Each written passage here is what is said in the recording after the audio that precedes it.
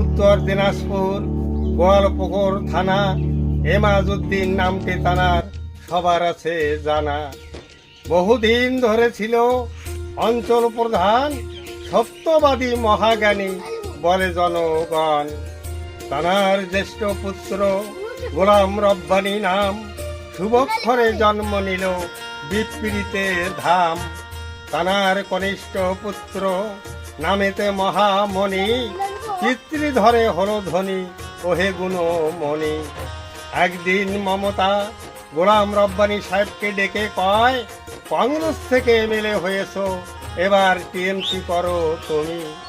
রব্বানী সাহেব চোখের পানি ফেলে কয়, আমি যদি হেরে যাই দিদি কি হবে উপায়? আমার গোয়ালপুকুরের মানুষ দুঃখ পাবে।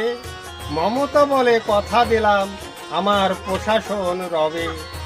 জনগণ রব্বানীকে চায়, জনগণ রব্বানীকে চায়। এমএলএ থেকে মন্ত্রী হলো জনগণের কৃপায়। ওরে কোন মায়ের গর্ভে ছিল রব্বানী নাম রাখিল, কোন মায়ের গর্ভে ছিল রব্বানী নাম রাখিল, সে নাম জগতে ছড়ায়, সে নাম জগতে ছড়ায়। তাই সব আজ আমরা এই গোয়ালপুকুরের মধ্যে একটা হীরের টুকরা খুঁজে পেয়েছি।